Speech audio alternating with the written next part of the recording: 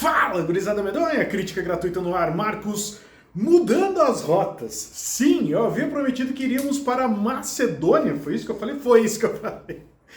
Mas eu me enrolei, cara, por um simples motivo. A versão que eu consegui do filme não possui áudio e tampouco legendas em inglês. Então eu tô aprendendo macedônio, deve ser a língua que eles falam lá, e quando der certo eu falo da Macedônia.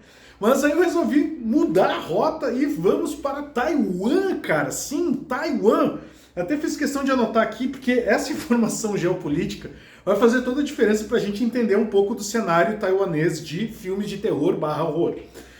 Lembrando, né, primeiro vídeo especial aqui sobre o Taiwan.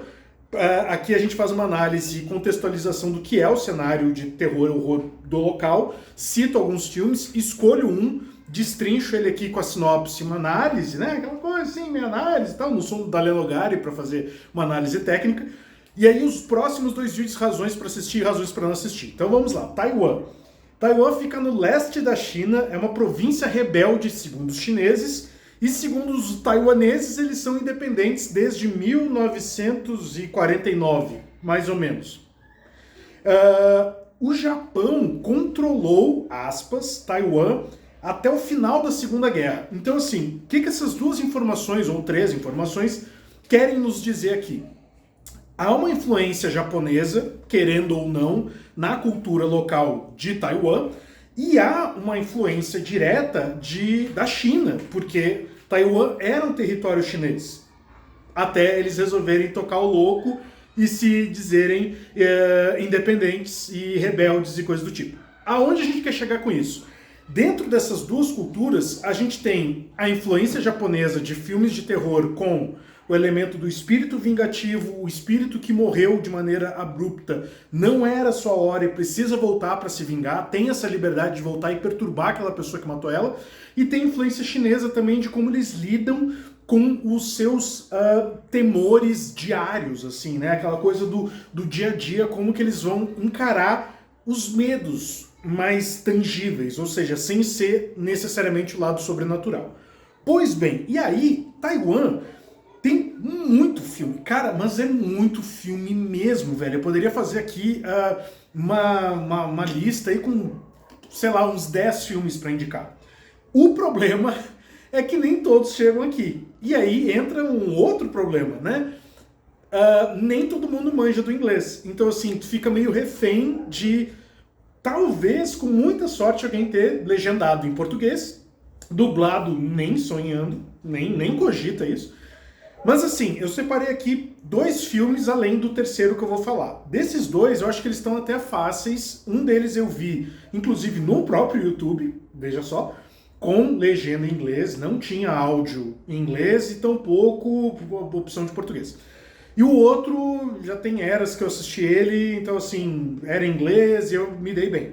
The Little Girl in Red. Aqui ele vai conversar diretamente com a influência japonesa dentro da cultura taiwanesa. Por quê? Se baseia em uma lenda local, real, de uma garotinha, olha só, né, The Little Girl in Red, ou seja, ela está vestida de vermelho, que começa a perseguir pessoas por alguma razão. Qual é essa razão, Marcão? Sabe-se lá Deus, a criança olhou pra ti e falou, velho, esse cara deve ser um arrombado, eu vou seguir esse maldito e deixar ele doido da cabeça. Então assim, tu tem um espírito vingativo que quer permanecer nesse plano fazendo maldades, porque tu vai ter que assistir o filme para descobrir.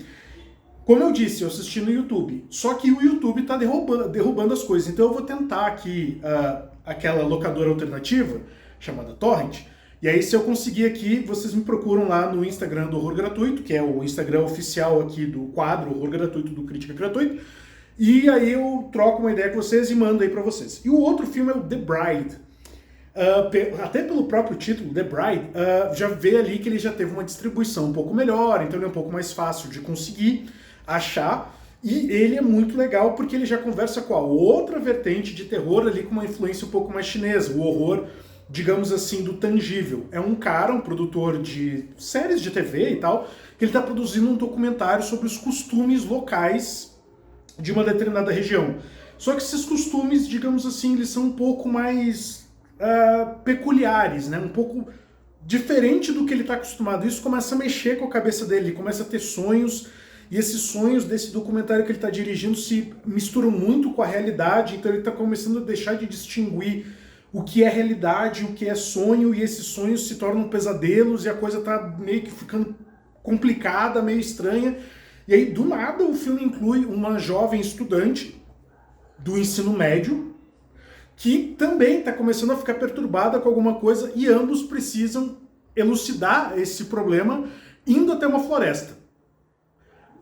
Cara, parece que não tem nada a ver, mas assim, o filme ele tem um nível de interpretação muito acima da média de filmes de terror, mas, cara, é muito acima da média mesmo, assim. O nível de dedicação dos atores aqui é ímpar.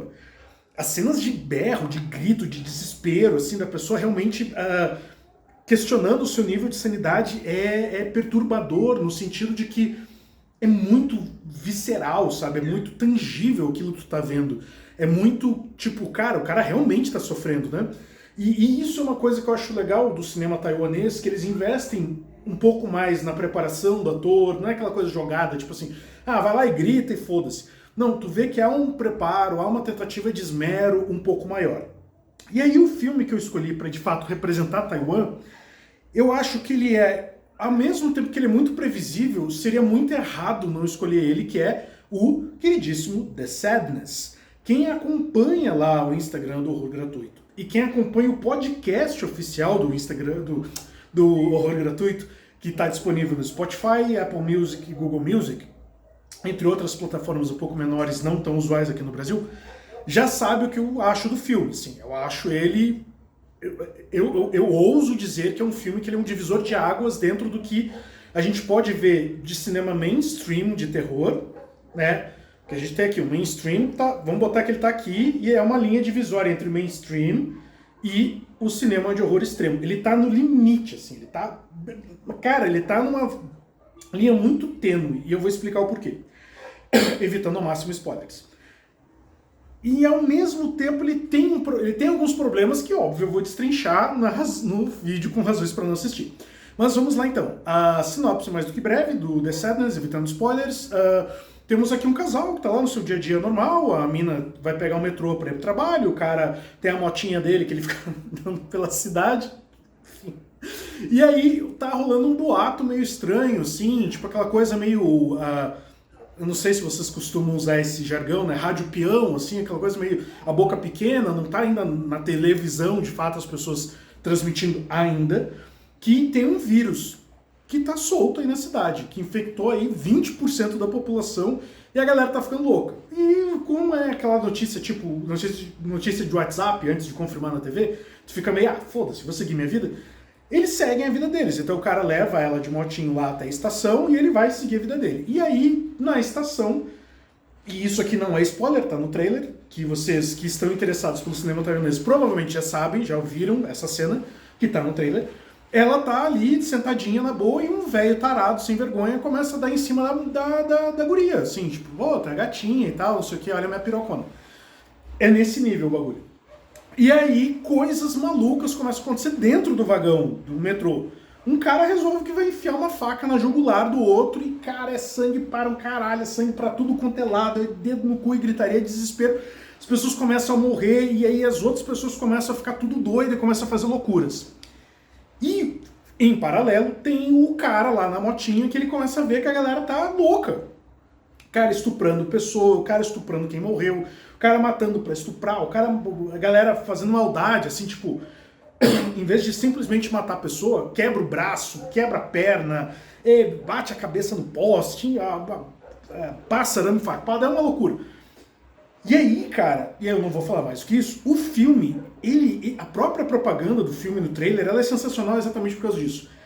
É o filme mais depravado dos últimos anos, assim, a ser distribuído em larga escala. Ele foi um filme que tentaram vender ele para Netflix, a Netflix numa atitude estúpida, porque ela tem a capacidade de não só nos fornecer a bosta do 365 dias 1, eles conseguem financiar para ter a bosta do 2. E não apostaram no filme. E a Shudder, lá nos Estados Unidos, apostou e se deu muito bem. A galera tá pirando. O que tu mais tem no YouTube, se jogar ali The Sadness reaction, tu vai ter um monte de americanos desesperados. Meu Deus, que tipo de filme louco é esse? Tinha que ser taiwanês maluco pra fazer isso. E o filme é uma loucura, ele não é... E aqui, tecnicamente, já é uma razão pra não assistir. Pra quem não está acostumado com violência extrema, violência sexual...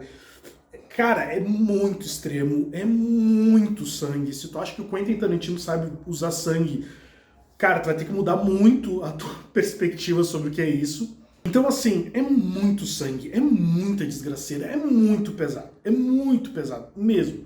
E aí tem uma informação técnica que eu acho que ela é relevante, porque ela agrega demais a toda essa questão mirabolante do peso que esse filme trabalha. O diretor é canadense. E quem já segue aqui o Horror Gratuito já sabe o meu respeito pelos canadenses, principalmente os diretores e diretoras, porque, cara, a gente tem Cronenberg. É simplesmente o cara que conseguiu popularizar e levar para grandes cinemas filmes de buddy horror como A Mosca, Scanners.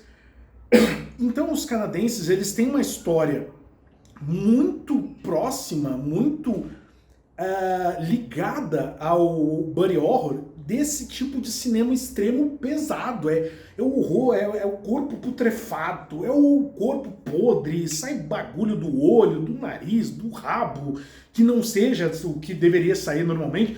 E é grotesco, é um tipo de horror muito extremo, muito grotesco. E aqui ele sentou a mão, velho. A nítida sensação que eu tenho é que ele falou, cara, eu quero fazer um filme do inferno, eu quero fazer a Desgraceira. O nome do filme devia ser Desgraceira.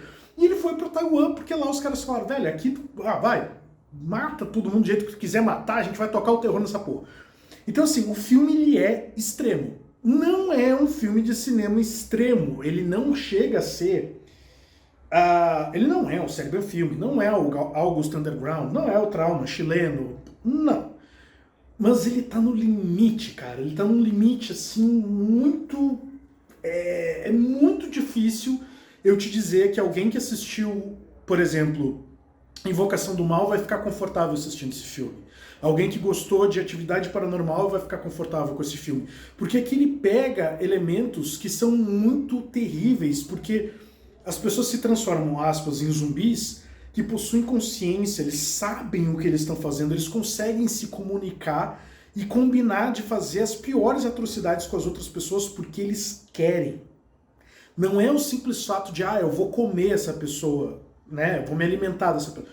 Não, eu vou torturar essa pessoa da pior maneira possível, porque esse vírus de zumbi é como se ele liberasse o que há de pior dentro de ti, como se ele tirasse todas as amarras de ética e moral. E aí a desgraça do começo ao fim, velho, é muito desesperador, assim, é muito desconfortável. Então, assim, o filme ele possui boas atuações, mas ele tem um gravíssimo problema no seu terceiro ato. Ele se perde muito, cara. Não é pouco, é muito. E por isso a minha nota para o filme fica ali num 7,5. Poderia ter sido um filme nota 9, tranquilo. Por quê? Porque ele pega os filmes de zumbis e bota num outro patamar, velho. Tipo, é desgraceira, é morte, não alivia mesmo. E não é por ser um filme de zumbi que ele se torna um filme para quem assiste The Walking Dead, por exemplo. Né? Tu tem aqueles fãs mais hardcore de The Walking Dead que pegam ali as subcamadas de informação, né? Tipo, rolou um estupro aqui, coisa e tal, uma coisa pesada aqui, ali, que coisa horrível. Mas aquela galera mais que assiste só pra assistir, pra ver o zumbi morrendo e tal, e o Rick dando tiro, o Daryl, não sei o que lá, não vai conseguir curtir The Sadness da maneira como o diretor cogitou, que é a desgraceira, é o desconforto, é o filme pesado, é o filme... Então, assim, não é um filme pra todo mundo, e te recomendo, se tu quer correr atrás de The Sadness, espera um pouquinho, espera até a próxima semana que eu vou gravar vídeos com as razões para não assistir e ali eu te preparo com spoilers para o que vai acontecer no filme. E na outra semana eu volto aí sim com as razões para assistir, para tu investir, para tu correr atrás e assistir esse filme que, para mim, ele é um ponto revolucionário dentro do cinema de terror envolvendo zumbis, deixando isso muito bem claro, tá? Não tô falando do cinema em geral. A gente teve um ponto revolucionário ali com o Train to Busan, o Invasão Zumbi, com aqueles zumbis mega malucos, frenéticos e correria, e é um filme de ação com horror, e o próprio, aí a gente tá falando país quase vizinho ali, a Coreia, né, o Kingdom da Netflix, que tem os zumbis que só, aspas, né, funcionam à noite e são inteligentes e são ágeis e são fortes e coisa e tal. E eu coloco The Sadness nesse caminho, assim. É um filme que eu imagino ele sendo replicado, assim. Eu consigo imaginar a ideia dele, essa concepção de que as pessoas são as piores coisas do mundo, sendo replicadas. Tudo bem que The Walking Dead já provou isso através das suas 11 temporadas, que o pior não são zumbis. Zumbis vai lá, dá uma facada e resolveu. O problema é a pessoa que é uma escrota do caralho, que quer estuprar uma criança, que quer tirar vantagem do outro, que quer roubar, que não sei o que lá. Enfim, então nos encontramos na próxima semana para destrinchar as razões para não assistir The Sadness, a desgraceira vinda lá de Taiwan, e até a voz falhou. Beleza, gurizada? Então é isso, a gente se vê na próxima semana. Beijo, abraço, tchau e fui! Valeu, falou!